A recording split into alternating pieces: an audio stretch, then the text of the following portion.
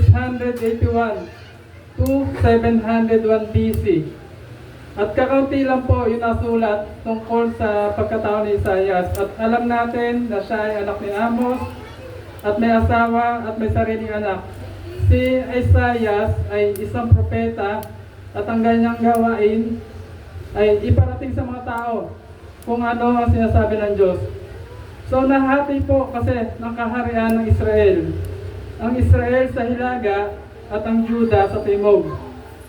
Si Isaias ay isang pangunahing propeta sa Juda at nag-prophesy na hindi bababa sa loob ng 34 na taon. Sa panahon ng 4 na magkakaibang mga hari. Nagsimula siya manghula sa panahon ng paghahari ni Uzzias, sa paghahari ni Jotham, sa paghahari ni Ahaz, sa paghahari ni Hezekias, at pagkatapos sa paghahari ni Manases. So, bibigyan ko lang po kayo ng konting background regarding dito sa, kasi ang title po natin for tonight is Advent of Hope. So what is Advent? Advent is a period of preparation and anticipation leading up to Christmas, marking the 4 Sundays before December 25th. Each week of Advent emphasizes themes such as hope, peace, joy, and love, helping us prepare our hearts and minds for the celebration of Christmas. The word Advent comes from the Latin word Adventus, meaning coming or arrival. For Christians, Advent is an important part of celebrating the birth of Jesus Christ on Christmas Day. So during this time, Christians engage in reflection, prayer, and spiritual preparation, often observing traditions like lighting an Advent candle. So makita niyo po yung mga Advent candle, nakaposition po yan dyan sa may kanan. So kahit ako nakita ko po kanina, so maganda siyang tingnan, no? Kasi nagre-represent para dito sa mga nabanggit kanina. So ang element po ng Advent of Hope, meron tayong 3. Una, yung pagkasilang ni Jesus. Ang pagkasilang kasi ni Jesus, ito ay ang sentro ng Advent of Hope. Ang pangalawa, pag-asa at kapayapaan. Ang pagkakasilang ni Jesus, ito ay magdudulot ng pag-asa at kapayapaan sa mga taong naniniwala sa Kanya. Ang kaharian ng Diyos, ito yung 3. Itatatag ang malawak na kapangyarihan, walang katapusang kapayapaan, at pamamahalaan na may katarungan at katuwiran magpakailanman. Mababasa po natin yan mula dito sa libro ng Isaiah chapter 9 verses 1 to 7. So actually, parang nakasanayan na natin palagi na ang Thanksgiving, ito yung simula ng Pasko. Ngunit kagaya nga ng narinig ninyo kanina, ang unang araw ng panahon ng Advent ay nagsisimula sa ika-4 na linggo bago ang Pasko at nagtatapos sa bisperas ng Pasko.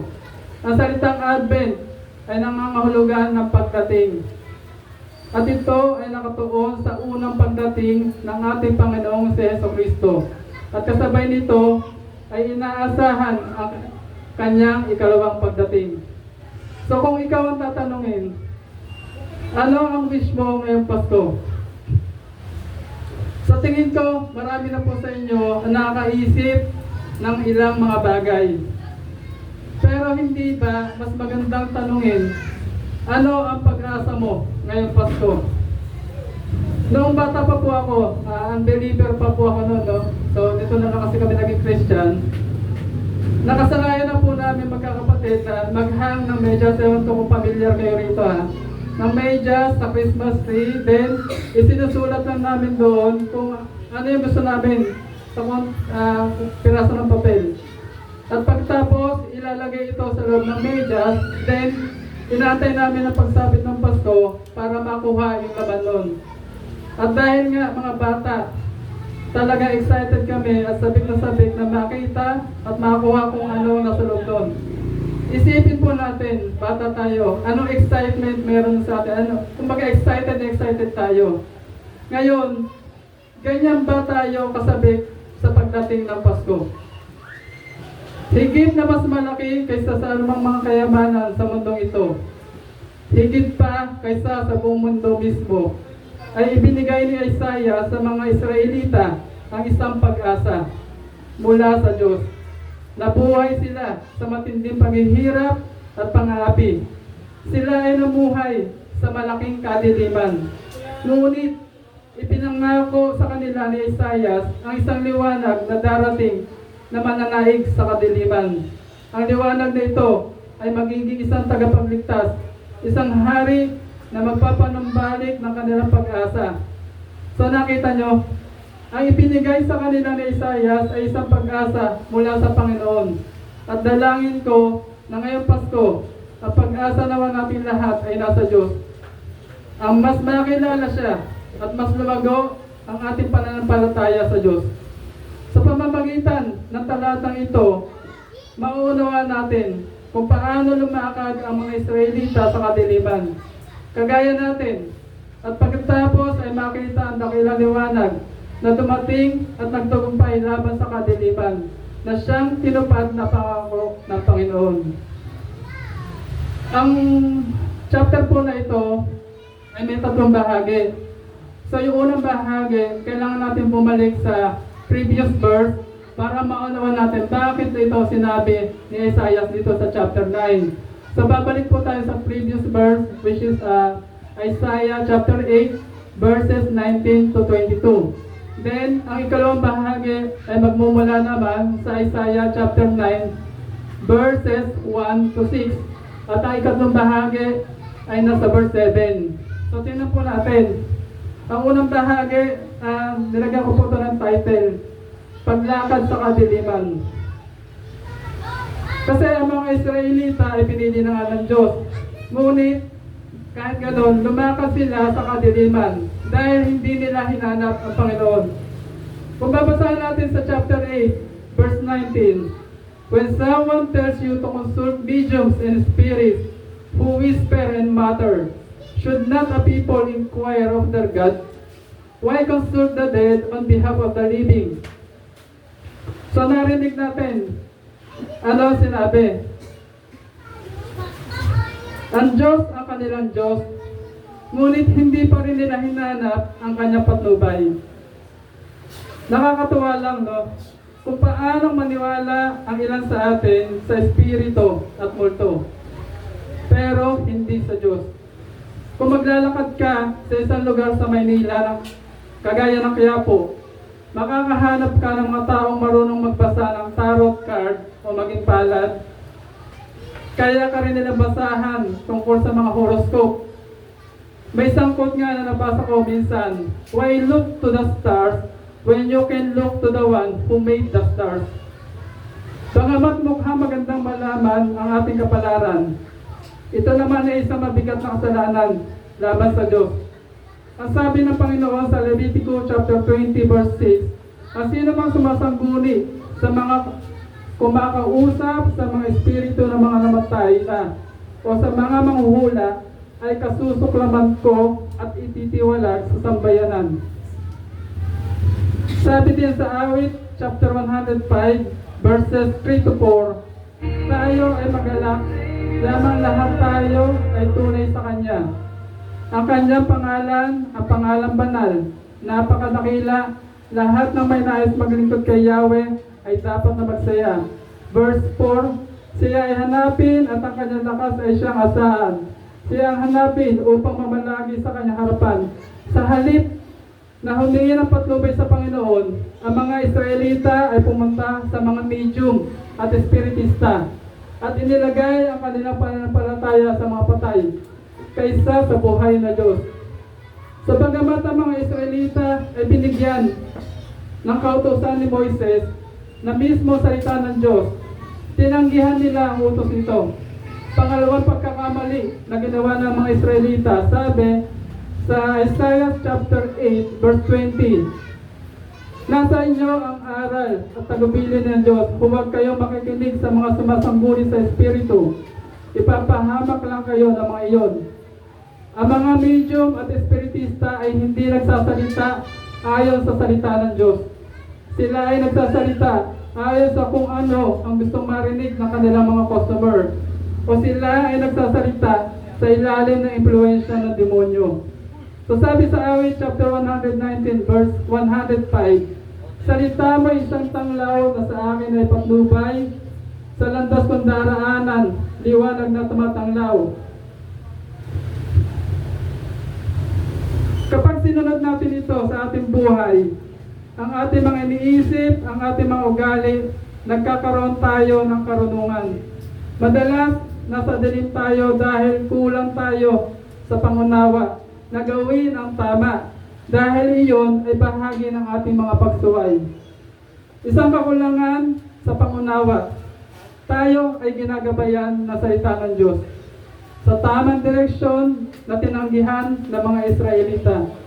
Kaya nga hindi sila makatanggap ng anumang liwanag at nagpatuloy pa sa kasamaan. Sa Isaiah chapter 8 verse 21 naman, makikita natin dito yung ikatlong pagkakamali na ginawa nila. Sabi, maglalakbay sila sa lupain na pagod at gutom na gutom. Magwawala sila dahil sa gutom at susumpain ang kanilang hari at ang kanilang Diyos. So hindi hinanap ng mga Israelita ang Diyos. Hindi nila sinunod ang kanyang utos. Sa halip, pumunta sila sa mga kukuha ng kanilang kayamanan at sila ay ililigaw. Sila nga ay nabalisa at nagutom. Ang ating mga kasalanan ay humahantong sa paghihirap, kapahamakan at kaguluhan. Kaya nga, ano ang dapat nating gawin? Dapat tayong sumunod sa Panginoon. Ngunit sa halip na sumunod sa Panginoon, tumingala ang Israelita o ang mga Israelita at isinumpa ang kanilang Diyos at hari. Gusto natin sumpain ang Diyos lalo na kapag hindi maganda o masama ang ating mga sitwasyon.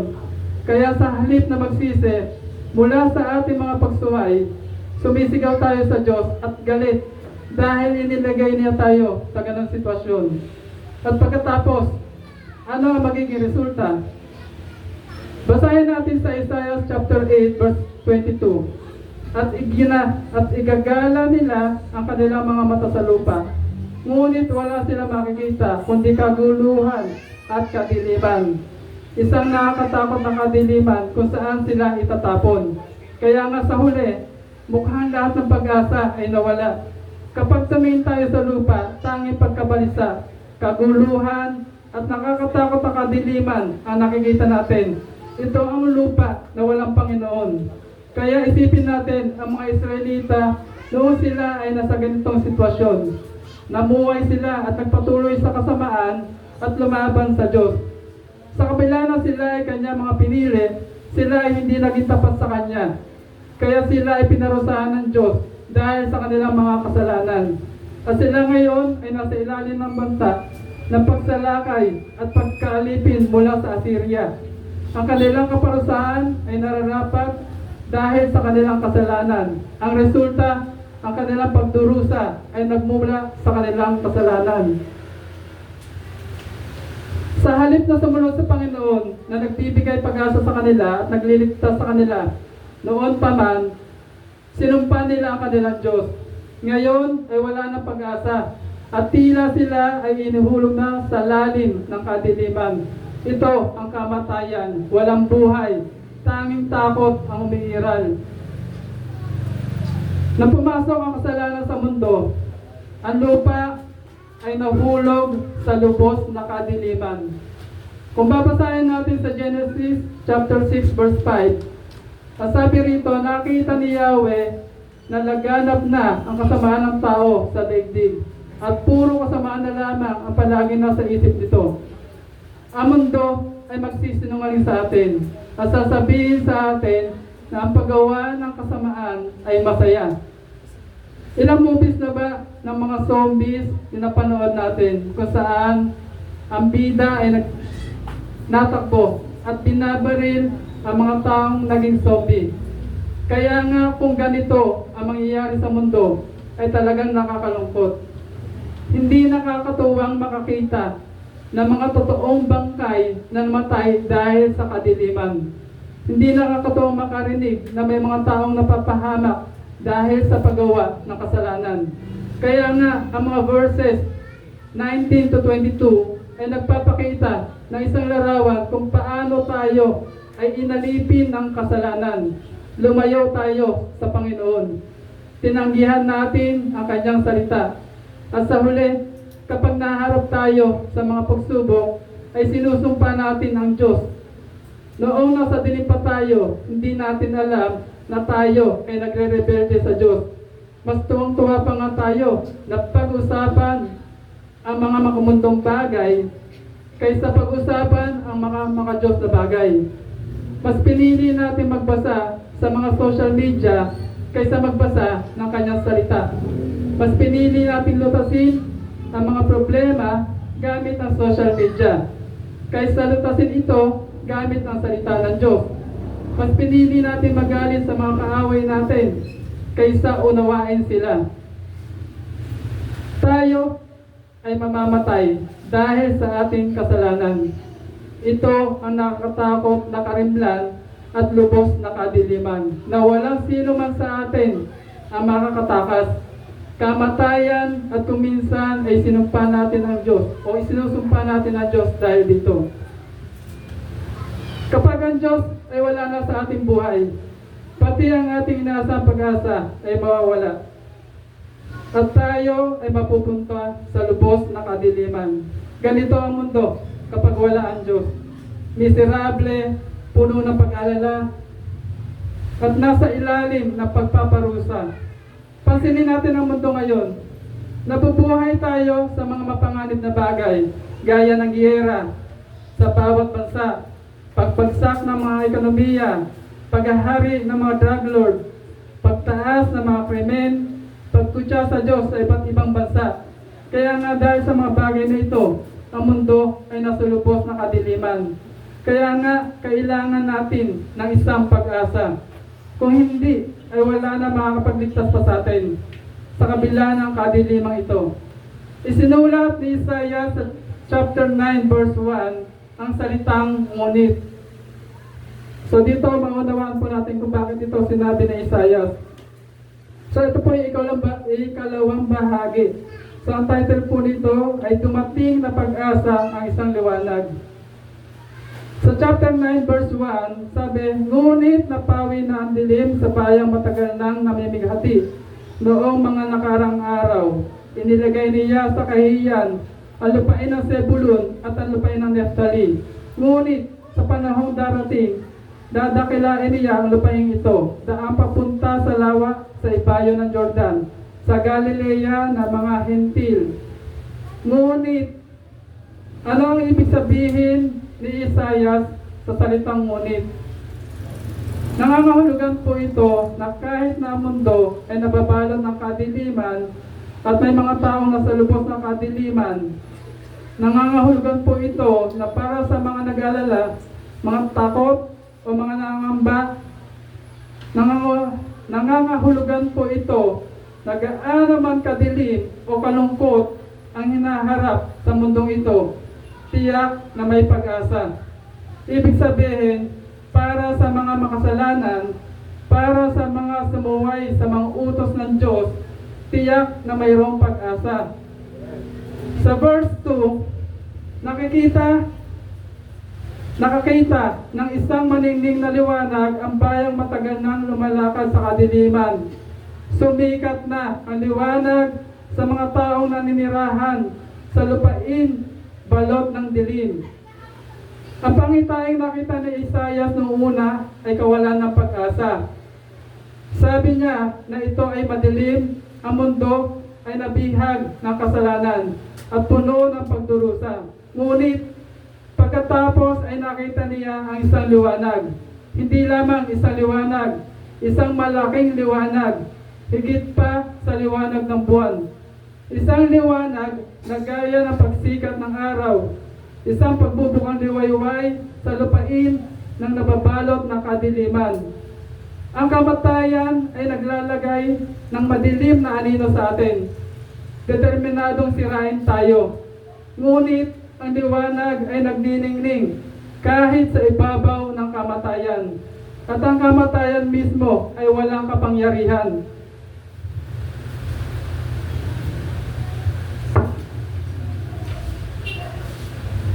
Sa dati naming opisina ay wala mga bintana. So, kaya nga kapag darating kami doon, nasanay na kami na nagbibiruan, lahat, sabi namin nakakatamad. Walang kabuhay-buhay. Ayaw namin magtrabaho. Kasi nga, dahil walang natural na liwanag na pumapasok sa loob. Sa isang scientific evidence, ang sikat ng araw ay nakakapagpaganda ng mood dahil sa vitamina D. Kapag nagmamaneho ka sa madilim na kalsada, minsan nakakatakot ang biyahe dahil limitado ang iyong paningin at wala kang ideya kung anong mga bagay ang nasa paligid sa gilid ng kalsada. Ngunit kapag araw, masisiyahan ka sa lahat ng nasa paligid mo. Makikita mo ang mga puno, mga hayop, mga tao, mga gusali at kung ano-ano pa. Kaya sa ating pagsunod sa liwanag, alam natin na ito ay nagpapahaba ng ating mga buhay. Ang liwanag na ito ay tunay na nagdudulot ng buhay at ito ay tunay na nagdudulot ng kagalakan. Sa verse 3, pinasigla mo ang kanilang pagdiriwang, dinagdagan mo ang kanilang tuwa. Nagagalak sila na parang panahon ng anihan at parang mga taong naghahati-hati sa nasamsam na kayamanan. So ano po ang nakita natin dito? Tagumpay at kagalakan. Pinalaya ng Diyos ang bansang dating bihag. Ngayon ay naibalik at higit na pinalaki. At ang mga tao ay nagagalak. Ang mga nasa kadiliman noon ay nababagabag at nagugutom at nagkalat sa lupain hanggang sila ay magutom. Ngunit sila ay nasa liwanag na. Nakakita ng magandang ani. Higit pa rito, may pagsasaya na para bang mga mandirigmang masayang hinahati yung mga nasamsam na malaking kayamanan. Ang tagumpay na ito ay inihahambing sa pagkatalo ng Midian. Sa verse 4, ang Midian ay isang bansang napakalakas at mapang-api sa Israel. Ano pat ang mga Israelita ay nagtago sa mga yungib upang may iwasan sila. Ang mga Midianita ay random na pumapasok upang sirain ang kanilang mga pananim at patayin ang kanilang mga hayop. Ano pat wala ni isang bagay na nabubuhay para sa kanila. Kaya't nagtalaga ang Panginoon ng isang makapangyarihang hukom, si Gideon. At sa tulong ng Panginoon ay pinatay niya ang 120,000 Midianita sa pamamagitan ng 300 lalaki lamang. Bakit binanggit dito ang tagumpay laban sa Midian? Para sa mga Israelita, nagdulot ito ng malaking tagumpay na napanalunan ng Panginoon. At hindi sa kanilang sariling lakas. Ang Panginoon ang nagbalik ng pamatok ng kahirapan sa kanila at nagpasa ng pabigat sa kanilang mga balikat at pinali ang pamalo ng nangangapi sa kanila. Ang Panginoon ang nagpalaya sa atin mula sa pangapi ng kasalanan at kadiliman. Ang Panginoon ang isang malaking tagumpay para sa ating lahat. At kapag ang kalaban ay natalo ng lubusan, ang Panginoon ay magpapasimula ng isang walang hanggang panahon ng kapayapaan. Sa verse 5, bawat bota ng mandirigma na ginamit sa labanan at bawat damit na nabalot ng dugo ay itatalaga para sa pagsunog, panggatong sa apoy. Bagamat nakikita natin ang maraming digmaan sa buong mundo ngayon, sa muling pagparito ng Panginoon ay titigil ang lahat ng digmaan. The light that has revealed to us all these things happens to be a person. Basahin po natin sa verse 6. Sapagkat isinilang ang isang sanggol na lalaki para sa atin. Ibibigay sa kanya ang pamamahala at siya itatawaging kahanga-hangang tagapayo. Makapangyarihang Diyos, walang hanggang Ama, prinsipe ng kapayapaan. Sa gitna ng dakilang liwanag na ito, Ang sentro ng pagsikat ng araw ng bukang liwayway ay ang anak na ibinigay.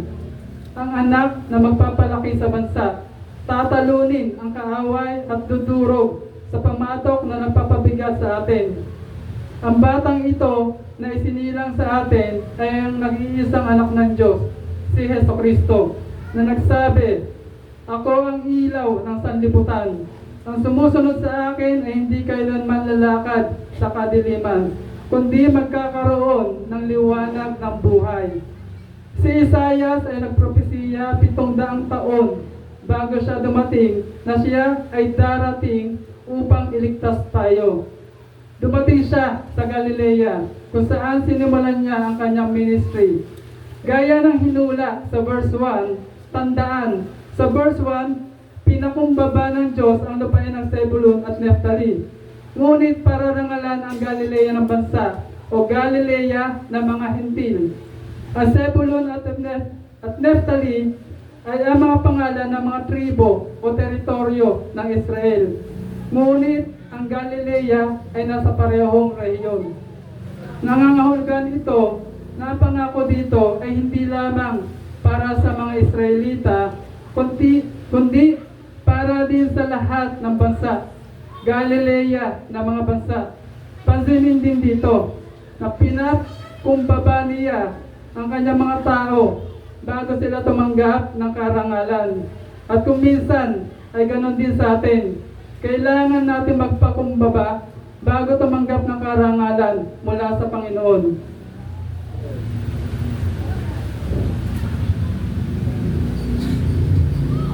Si Jesucristo ay nagdala sa atin ng kapayapaan sa Diyos sa pamamagitan ng kanyang kamatayan para sa ating mga kasalanan sa krus. Kaya nga, tinatawag natin siyang Panginoon at tagapagligtas. Hindi natin kayang bayaran ang halaga ng ating kasalanan dahil tayo ay makasalanan. Ngunit si Jesucristo ay walang kasalanan at ibinigay ang kanyang buhay upang mabayaran niya ang ating kasalanan at ipagkaloob sa atin ang kanyang katuwiran. At nanalo siya sa pamamagitan ng kanyang pagkabuhay na muli, na lubos na natalo ang kapangyarihan ng kasalanan at kamatayan. Ngayon, siya ay nabubuhay magpakailanman upang mamagitan, upang ipanalangin tayo sa harap ng Diyos. Ang pamahalaan ay nasa kanyang balikat. Siya ang magiging hari ng bagong kaharian. At siya ang ating kahangahangang tagapayo dahil alam niya ang kalooban at mga batas ng Diyos. Siya ang ating makapangyarihang Diyos dahil si Jesus ang anak ng Diyos na dumurog at tumalo sa lahat ng ating mga kaaway. At siya ay karapat-dapat sa ating pagsamba at papuri. Siya ang ating walang hanggang Ama sapagkat siya ang tagapanguna at tagapagsakdal ng ating pananampalataya. Sa pamamagitan niya ay natatanggap natin ang buhay na walang hanggan. At siya ang ating prinsipe ng kapayapaan sapagkat siya ang gumawa ng kapayapaan sa pagitan natin at ng Diyos na nakapagkasundo sa atin sa Diyos. Sa pamamagitan ni Jesucristo, tayo ay nakipagkasundo sa Diyos. Tunay na ang isang bayan lumalakas sa kadiliman ay nakakita ng malaking liwanag. Sa mga naninirahan sa lupain ng lubos na kadiliman. Isang liwanag na sumikat. Ito ang dakilang pag-asa na isinulat ni Isaias sa mga Israelita. At si Jesus ay dumating upang tuparin ang kasulatan sa kanyang unang pagdating. Natupad ang pag-asa na sinasabi ni Isaias. Ngunit, ano ang ibig sabihin nito para sa ating inaasahang pag-asa? Ang ikatlong bahagi, ang pangako ng Panginoong makapangyarihan. Again, so the hope of Isaiah was realized. Now what does that mean for our hope? That means our hope can be even greater, even more sure. Noong unang dumating si Jesus, kahit ang kanyang pinsan na si Juan Bautista ay may ilang mga pagdududa. Nang si Juan ay nasa bilangguan, sinugo niya ang kanyang mga alagad upang tanungin si Jesus, ikaw ba ang darating? O dapat pa ba kami maghintay ng iba? Ngunit ngayon, alam na natin na si Jesus ang liwanag. Siya ang anak na isinilang sa atin na magiging kahanga-hangang tagapayo, makapangyarihang Diyos, walang hanggang ama at prinsipe ng kapayapaan. Ibig sabihin, totoo ang salita ng Diyos. Totoo ang kanyang mga pangako. At gagawin niya ang lahat na sinasabi niya. Sa verse 7, magiging malawak ang kanyang kapangyarihan at walang katapusang kapayapaan ang ipagkakaloob sa trono ni David at sa kanyang kaharian. Itatatag niya ito at pamamahalaan na may katarungan at katuwiran mula ngayon at magpakailanman. Isasagawa ito ni Yahweh na makapangyarihan sa lahat. Ang pangako ng Panginoon ay nagdadala sa ating pag-asa na may matinding pananabik. Ibig sabihin, tayo ay nagtitiwala sa Kanya na ito ay Kanyang gagawin. Ninanais niya ito, ang kaluwalhatian ni Jesus at ang ating kaligtasan.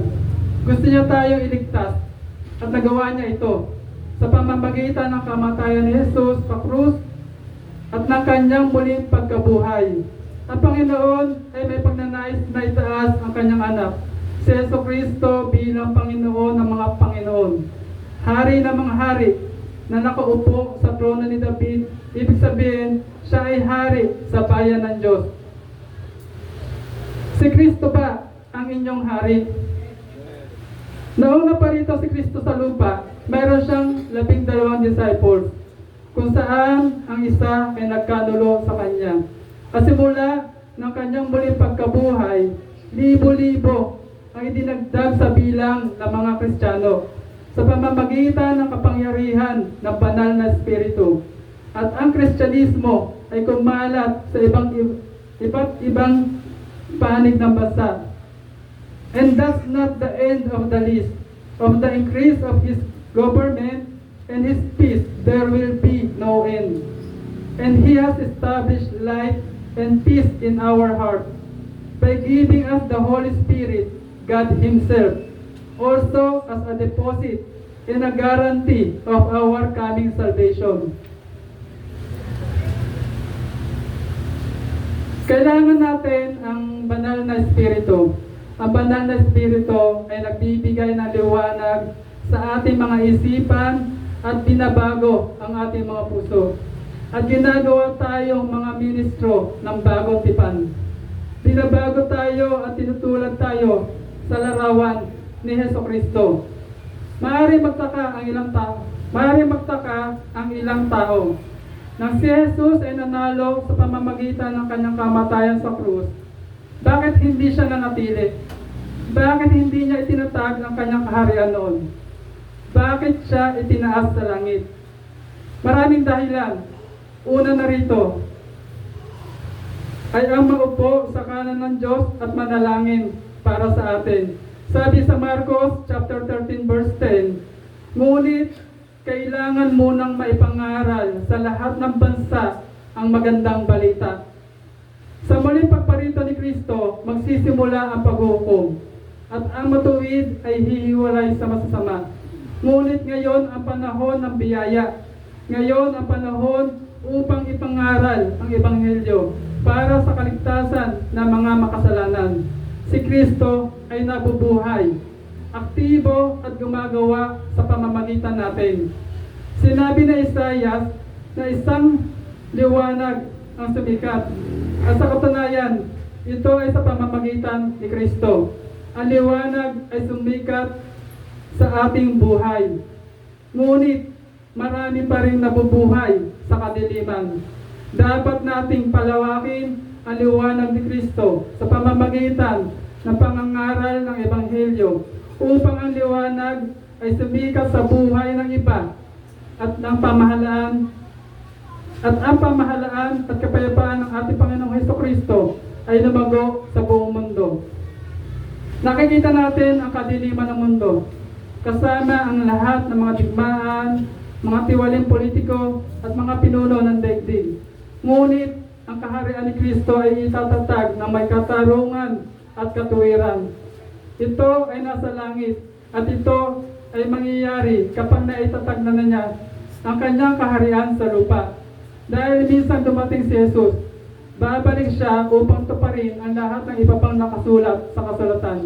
Sa muling pagparito niya, magtatatag siya ng bagong langit at bagong lupa. Sabi sa Pahayag chapter 21 verse 4, at papahirin niya ang bawat luha sa kanilang mga mata. Walang kamatayan, dalamhati, pagtangis, at paghihirap, sapagkat lumipas na ang dating mga bagay. Wala nang kamatayan, wala nang sakit, walang hanggang liwanag, at buhay na walang hanggan. Ang pangako ng Panginoong makapangyarihan ay ang tuparin ito, na mababasa natin sa verse 7, na gagawin ito ng Diyos. Isa sa katuparan niya ito sa pamamagitan ng kanyang kapangyarihan at lakas. Siya ay isang makapangyarihang Diyos. Shalom. All glory to God.